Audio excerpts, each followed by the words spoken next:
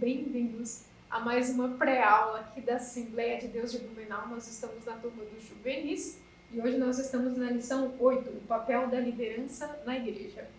Gente, isso aqui é uma aula para professores, uma aula de orientação.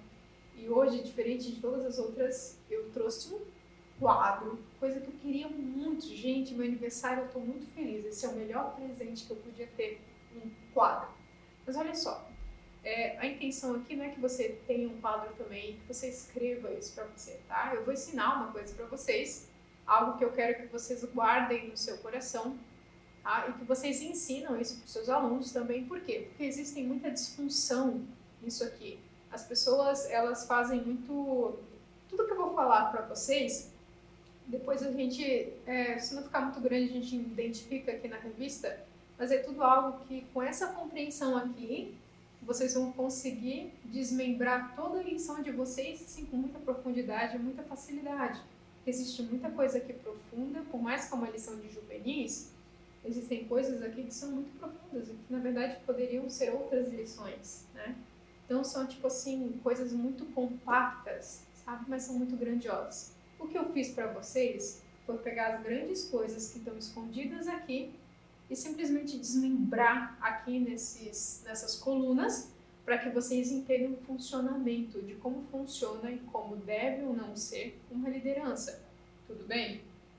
Mas olha só, você tem a leitura então em classe, tá? Depois vocês têm os seus objetivos e, enfim, né, o texto áureo ali, o texto-chave, a síntese e a leitura em classe de 2 Timóteo, uma conclusão. Tudo bem? Primeiro de tudo, eu vou ensinar o que está no quadro para vocês. Depois, a gente vai discorrendo a lição e eu vou mostrando onde está o quê. O que você pode fazer com os seus alunos? Se você que está me assistindo já tem alunos presenciais ou ainda não tem alunos presenciais, ou gostaria de guardar isso aqui para fazer depois? Deixa eu pegar um papel aqui qualquer. Você pode pegar um papel qualquer, tá? Você pode simplesmente colocar essas colunas no papel. Tá? Se você não consegue enxergar com muita qualidade, é só você procurar na Bíblia os dons os frutos do Espírito, que é Gálatas, né? Aí tem os dons do Espírito Santo e os dons de Cristo. Aqui é 1 Coríntios e aqui é Efésios 4. Tá? Então você pode procurar certinho e depois escrever. Mas o que é importante? É importante porque o final do texto, a conclusão aqui da nossa lição, é um incentivo às crianças, é um incentivo aos adolescentes que também serão, entendeu? Eu vou explicar isso aqui para você porque existe muita dúvida, existe muito ensinamento errado sobre isso, tá? Mas o incentivo é que essas pessoas também serão líderes se já não são, no nível deles, né, no ciclo e no habitat ali onde eles estão, naquele nicho, entende? Pode ser na sala de aula, pode ser uma pessoa que já lidera, é na equipe da oração dela, já lidera, é na equipe ali dos adolescentes, dos pré-adolescentes, dos jovens, ele já tem um chamado para essa liderança. Então, por isso que existe um incentivo. Então, você pode escrever essas colunas no papel, você pode dar um para cada aluno, tá? Ou se você não quiser fazer isso, você pode ter um quadro também, né? Se você quiser, ou se você tem. Você pode pedir para os alunos identificarem se eles têm algum desses tópicos, né? Dê uma caneta para os seus alunos e sublinhe o que vocês acham que vocês são. Tá? Por quê? Sem ensinar nada. Depois você explica. Qual a primeira coisa? Eu já cheguei anotando aqui que existe uma diferença muito grande que as pessoas às vezes não dão conta. Que existe uma diferença entre a unidade e a uniformidade. A unidade é saber que você é único, com características, com valores únicos e com dons que são únicos, feitos para você. E mesmo que são dons que são várias pessoas que têm, as suas características para usar esse dom é só você que tem. Deus fez você único, só existe uma digital sua. Tudo bem? Agora existe a uniformidade, que é algo que eu devo imitar nas pessoas, né? Você não deve me imitar o jeito que eu dou a aula, né? Os meus dons e a forma com que Deus me usa, isso não pode ser imitado. Agora, a minha conduta e o meu caráter, que também é o caráter de Cristo, pode ser imitado. Então, o que você pode imitar os frutos, entende? Os frutos da pessoa você pode conseguir imitar. Qual é a diferença disso aqui? Eu vou explicar para vocês, gente. A lição, ela vai mostrar pra gente os dons de Cristo. Mas eu coloquei para vocês, e esse parágrafo que não está na lição, é porque vocês precisam aprender a diferenciar, tá? Então existem os dons do Espírito e os dons de Cristo. Qual é a diferença entre os dons do Espírito e os dons de Cristo? Dons do Espírito você recebe, entende? Você pode receber a qualquer momento. Tanto que aqui na leitura dos dons em 1 Coríntios vai estar dizendo, entre os dons, peça os primeiros. Então você recebe, depois da conversão, você recebe dons. Dons de Cristo você nasce. Você não recebe, você nasce. Então você nasce pastor, você nasce mestre, você nasce evangelista, você nasce profeta, você nasce apóstolo. Qual é a diferença? A diferença é que Deus vai trabalhar na sua vida desde quando você nasceu e uma hora o corpo de Cristo, a igreja vai reconhecer você como pastor, como mestre, evangelista, profeta e apóstolo. Entende? Então, assim, às vezes tem pessoas que ordenam muito pastores, mas nem todo mundo foi feito para ser pastor, entendeu? Então você precisa ter discernimento, né, da parte de Deus para reconhecer quem nasceu, quem foi feito para ser pastor. Outra coisa, os dons de Cristo, né, por exemplo, se tu perguntar para alguém, o que faz um pastor? Né? O que faz um pastor? A pessoa vai dizer, pastoreia, né? Não, né? Todo mundo tem o costume de responder isso. Na verdade, essas pessoas aqui, elas são treinadores. Elas nasceram para treinar outras pessoas, entende? O treinador no jogo é uma peça menos importante, o mais importante são os jogadores, né? Mas essa pessoa aqui, ela nasceu para isso, né? Ela foi feita para isso, para treinar outras pessoas. Para treinar outras pessoas, que eu digo, quero até marcar aqui para vocês para não haver confusão. Deixa eu ver aqui uma caneta que dá certo. Talvez essa aqui. Talvez essa aqui, na verdade. Ó, esses dois aqui, esses dons, os dons do Espírito e os dons de Cristo, eles são para edificação, para edificar e unir. Edificar e unir o corpo de Cristo, foi feito para isso, tá? Então aqui é para edificação e a união do corpo de Cristo. Essas pessoas nasceram para isso. Digamos, o propósito de um pastor, falando agora sobre, de novo, os dons de Cristo, não é pastorear, é tornar do corpo da igreja uma igreja pastoral. O profeta é profetizar na vida das pessoas? Não. O dom de quem nasceu com isso, de Cristo, é tornar da igreja, do corpo, uma igreja profética. Então ele torna outros como ele. Ele torna a igreja. Então existe a igreja, o organismo vivo, que a gente não sabe onde se limita, fora das denominações. Existe a igreja organismo e existe a igreja templo, né? Essa estrutura que é legislativo, né? Bom, os dons do Espírito, para você não haver confusão. Esse você pode ter mais de um, tá? E, por exemplo, esse aqui você pode pedir, esse você nasce, esse você pode pedir, tudo bem? Existe diferença, digamos aqui, eu estava explicando agora, né? O profeta é um professor que forma, então, a igreja para ser profética. Dom de profecia aqui já é diferente. O dom da profecia aqui, por exemplo, é um exemplo, tá? Pode ter outros exemplos aí, mas é um exemplo.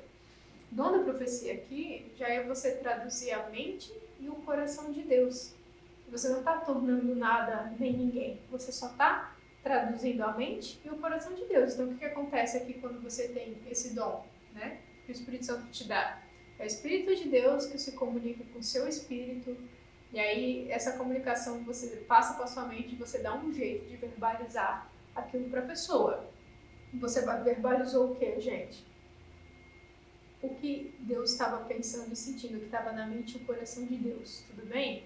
Você não tornou e nem formou ninguém aqui. Você só está edificando. e unindo o corpo de Cristo, entende? Agora, esses dois aqui, eles servem para edificar e unir, tudo bem? Legal.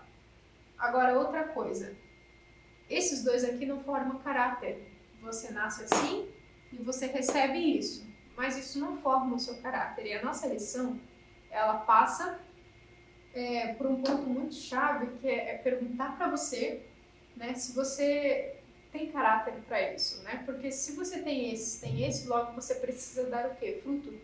Entende? Então, o que transforma o caráter das pessoas é o fruto do Espírito.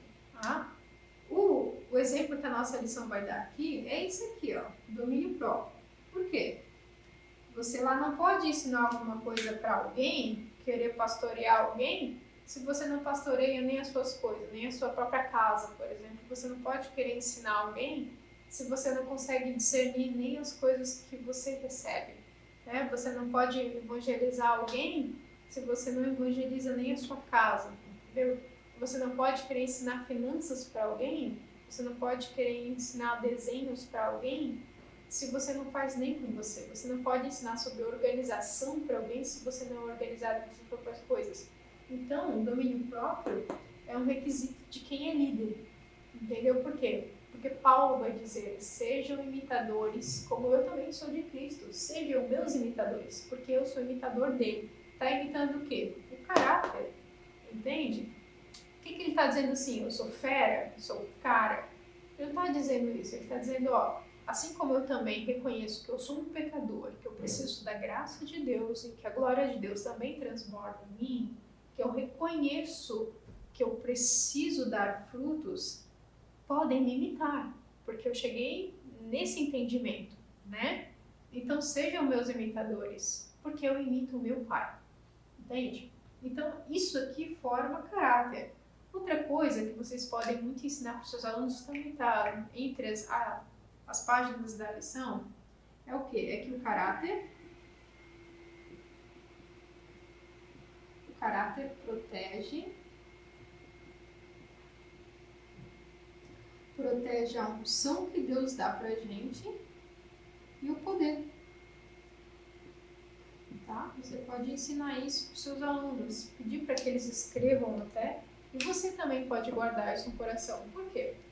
Hoje em dia, o que é isso aqui, gente? Essa parte aqui dos dons de Cristo é aquilo que a gente chama de muitas vezes os cargos da igreja. Tudo bem? Os cargos da igreja. Você tem uma igreja, legislações e tudo mais, e você tem os cargos. Mas as pessoas, elas procuram muito pelos cargos, mas elas não querem ficar com os encargos, né? Que é o que vem o conjunto inteiro. Entende? As pessoas, às vezes, elas querem muito ser pastores, até querem ser professores, serem mestres, as pessoas querem muito sair evangelizando todo mundo, mas elas não querem o resto, entende? Então, assim, não adianta. Se você quer ou tem habilidade para isso, tá? E às vezes, assim, Deus vai escolher, isso tá na nossa lição também, Deus vai escolher pessoas, sabe? Que elas já são capacitadas e Deus vai simplesmente capacitar quem Ele escolhe. Então você precisa ensinar isso para os seus alunos também, né? Faça essa dinâmica que eu ensinei para vocês, escreva a sua coluna, peça para eles se humilhando. E eu acho que eu tenho, né, um talento para isso, eu acho que eu tenho talento para aquilo, sabe? Mas assim, vá perguntando para os seus alunos, né? Eu me sinto que eu não tenho capacidade para isso, eu já não tenho nada a ver, mas eu tenho um desejo profundo sobre isso, mas como é que eu vou fazer isso? Nessa idade, tem muitas confusões na mente dos adolescentes, entende? Então, não interessa. Aquele a quem Deus escolhe, Ele também capacita. E aquele que já são capacitados, Ele também escolhe, dá uma enfaixada e manda para a obra também. Entende? Então, não se preocupe com isso. Deus capacita todos a quem Ele escolhe. Então, deixe isso bem claro. Outra coisa, os cargos na igreja não são para bonitos. Eles exigem. Deus exige na sua palavra, Ele até mesmo fala que você dê fruto, você precisa dar fruto naquilo que você está fazendo. Então não adianta você querer operar maravilhas de poder e ter toda a unção do mundo para fazer o trabalho de Deus se você não tem caráter. O que é caráter? Caráter é o que você faz quando ninguém está vendo. Quando ninguém está vendo. Então, às vezes eu fico muito bravo, muito irado. Como que eu me comporto? Qual é o meu caráter em relação a isso? Entende? Então, são as suas reações que você faz quando você está sozinho. Você reage da mesma forma quando você está com todo mundo, ok? Então, assim, o caráter, ele protege tudo isso aqui. Tá? Qual é a nossa resposta ao caráter de Deus? Fé. É a nossa fé. Né? Como que eu consigo ter tudo isso aqui?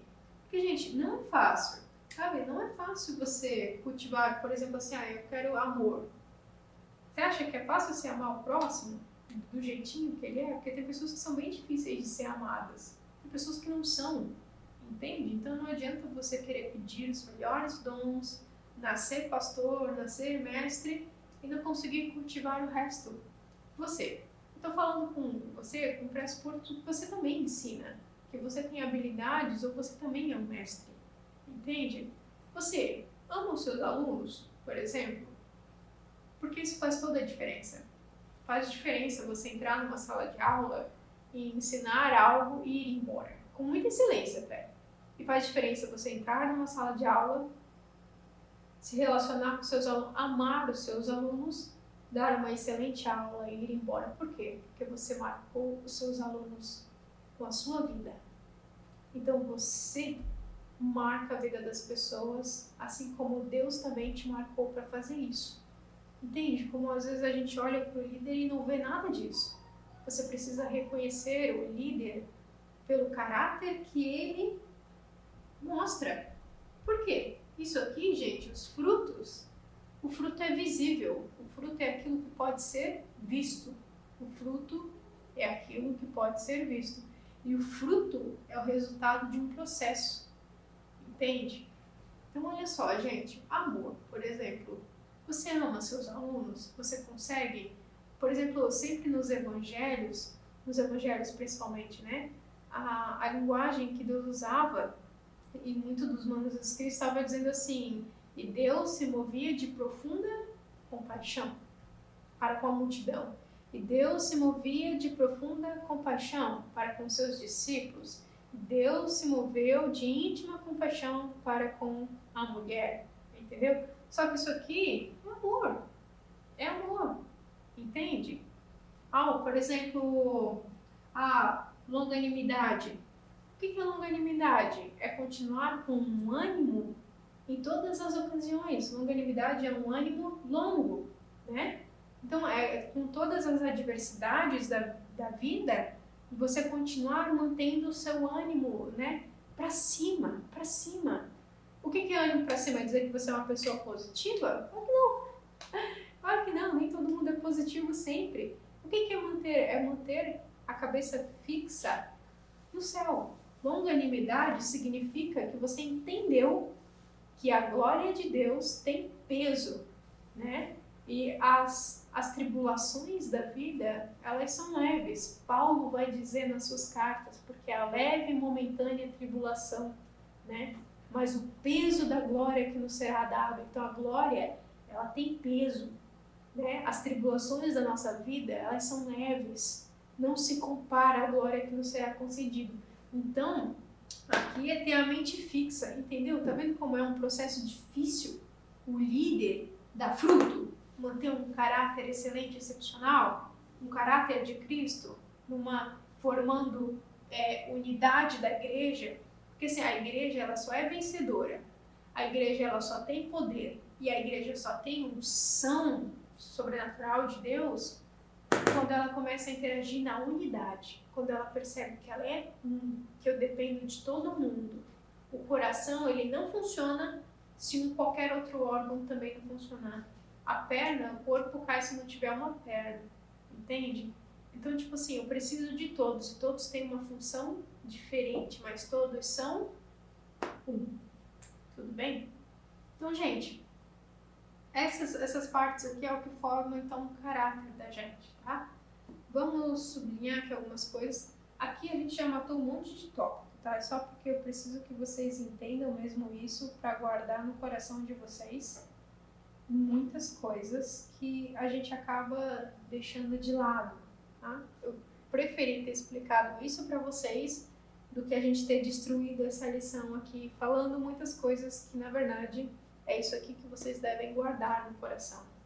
Reconhecer o líder de vocês nos dons, tanto de Cristo nascendo assim ou recebendo assim, você precisa ver o caráter dessas pessoas, tudo bem? Então, o papel do líder na igreja nós já vimos, o perfil bíblico. O perfil bíblico, gente, eu acabei não comentando aqui, mas aqui a gente edifica, né? Eu até comentei, mas eu fui mal expressando, né? Então, a gente edifica e une o corpo. Mas o corpo tem uma cabeça. É por isso que quando a gente copia o caráter, precisa ser o caráter de Deus. Então, sede meus imitadores, Paulo está falando como eu sou de Cristo, é porque eu sou imitador do cabeça da igreja. Entende? Então, sede imitadores também do cabeça da igreja, ok? Então, o papel do líder na igreja, já falamos, o papel bíblico, já falamos, o papel de um líder cristão, o exemplo que ele precisa dar na igreja, nós já falamos também. Mas essa parte eu vou ressaltar para vocês, que é interessante ali, ó, é o exemplo da liderança de Cristo. Então, Cristo é o nosso maior exemplo também no requisito liderança. Até mesmo os gestores renomados no meio secular estudam o nosso mestre como um exemplo, né, de líder. Né? Por exemplo, a liderança de Cristo era uma liderança servidora. Né? Então, hoje, se você vê assim, até muitos coaches ensinando, eles passando muito isso para empresas grandes sobre essa liderança servidora. Tudo bem? Então, o estilo de liderança adotado por Jesus é fundamentado na integridade, na motivação e principalmente no amor íntegro. O que é íntegro aqui que ele está falando na verdade? Né? Então, ele era fundamentado no conhecimento da palavra de Deus. Até porque ele era o verbo vivo, né? Mas, gente, ele era fundamentado nas leis. Ele era fundamentado na palavra e isso fazia dele uma pessoa íntegra, prosta a servir. Tudo bem? Então, Cristo como líder não era autoritário, mas agia com autoridade. E ele trabalhava... Qual é a diferença? Você já notou que existem pessoas mau caráteres que mandam nas outras com rispidez. Ele, com a sua integridade, agia com autoridade e as coisas funcionavam. Por quê? Porque ele amava as pessoas com íntima compaixão. Existia gentileza na autoridade. Né? As pessoas, a gente serve muito bem, as pessoas que sabem muito bem o propósito daquilo que elas estão fazendo. Você tem prazer em servir aquilo. Então você se submete à autoridade dessa pessoa. Tudo bem? É como se fosse um acolhimento quase. Então, Jesus mostrou com atitudes que um líder às vezes precisa calar-se e em outras ocasiões ter uma resposta ágil e inteligente. Okay? Então a vocação chamada para a liderança é chamado divino para santo ministério, é um requisito imprescindível na vida de quem deseja tal posição no tamanho de responsabilidade diante de Deus e dos homens.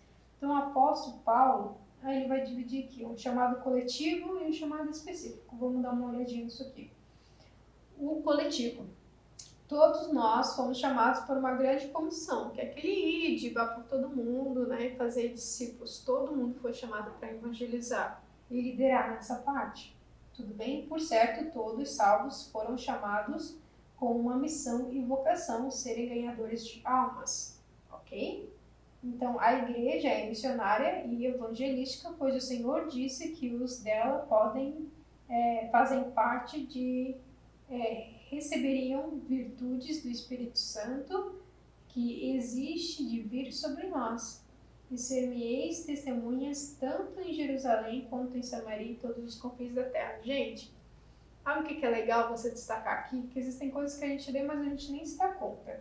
Então, o chamado que todos nós temos é para, então, semear e distribuir o que é as boas novas, que é o Evangelho, e salvar muitas almas, né? Isso é o ID. Gente, agora aqui, Esse chamado de ir pode ser dentro da sua igreja, pode ser para outra nação, e tem pessoas assim, que Deus não tira nem da própria cidade para dar um passeiozinho. É aqui mesmo. Tudo bem? Agora ele diz assim, sede minhas testemunhas. Sabe o que é mais interessante que a gente nunca nota quando a gente lê esse texto de ser minhas testemunhas? É que a testemunha, ela fala, né? Ela fala. E quando a gente vai olhar esse texto, a gente diz assim, eu vou espalhar as boas novas sobre o evangelho na vida dessa pessoa e tal. Só que até para ser uma testemunha, você precisa ser. Ele te chamou para falar sobre as boas novas, mas ele te chamou para ser também. E para ser uma boa testemunha e falar do evangelho, você precisa ter caráter. Então, você precisa dar frutos, entende? Então, assim, o caráter, ele protege você, entende? Agora, você desmembrar tudo isso aqui na sua vida, ela não é muito fácil. Mas, assim, o peso da glória, que nem eu falei, é muito maior do que qualquer leve tribulação. Tudo bem? Um chamado específico.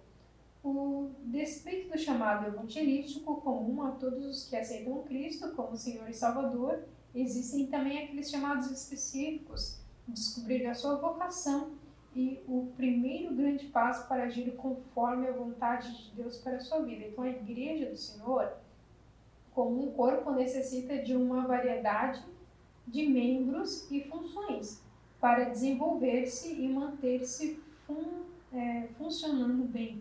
Então, pastores, evangelistas, missionários, presbíteros, diáconos, auxiliares, professores da escola dominical, porteiros, visitadores, líderes e muitos outros.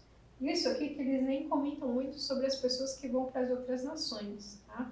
E aqui, terminando a lição, vai terminar com isso, tá, gente? Mas o que é importante que você semeie muito na sua vida e na vida da liderança mesmo, é você conseguir identificar isso aqui. Tá bom? Que esse aqui você nasce, esse você recebe, isso aqui não muda caráter, o que muda caráter é os frutos. Você precisa dar frutos, tal. Então o caráter protege a unção e o poder que Deus te dá para realizar essas funções, tá? Então você nasceu para o quê? Para edificar e unir o corpo, entende? O corpo de Cristo, quando a gente fala de igreja, aqui a gente pode até falar de igreja material, tá? Que a lição ela deu de entender muito que só cabe isso à nossa igreja, né? Até as 4 paredes do templo. Mas na verdade essas funções também servem para a igreja organismo, um organismo vivo que a gente não sabe onde se estende. É a igreja que Cristo vem buscar. Então Deus não vem pegar só a Assembleia de Deus e ir embora. Deus vem pegar todos aqueles a quem Ele ama, que amam a Cristo de todo o coração, entregaram a sua vida para Ele. Então, gente, essas funções, elas devem também ser, claro, para a igreja, 4 paredes, e essas funções, frisem bem isso na sua mente, na vida dos seus alunos. Por quê? Porque eles precisam amar todos aqueles que amam também Cristo. E saber que existe diferença entre unidade e uniformidade. Às vezes você vem de uma igreja que todas as pessoas acabam imitando, né? Às vezes, para te ser pastor, às vezes tu tem que estar com vestido a tal roupa, e se você não tiver assim, você também nem prega, entende? Então, assim, existe alguma coisa que você deve imitar, mas existem coisas que você não deve, faz parte da unidade que você é. Por isso que você tem que entender do seu chamado, para onde você foi chamado também, né? Então, quando você está trabalhando numa igreja de 4 paredes, né, a igreja legislativa, você está trabalhando debaixo de doutrinas dessa igreja também, né, de normas dessa igreja. Mas quando Deus te dá isso, e você produz isso, você tem de pensar que você está trabalhando para o corpo de Cristo, a todos aqueles a quem Deus iria alcançar, mesmo depois da sua morte. Quem são essas pessoas, gente? Eu e você e muitos outros que ainda vão vir através da minha vida, através da sua vida também. O papel da liderança é entender isso, é guardar isso. E o seu papel, além de entender isso, é formar novos líderes desde a adolescência, que é o que você vai fazer na sua aula, em nome de Jesus. Fique com Deus. A gente se vê nas próximas aulas. Amém.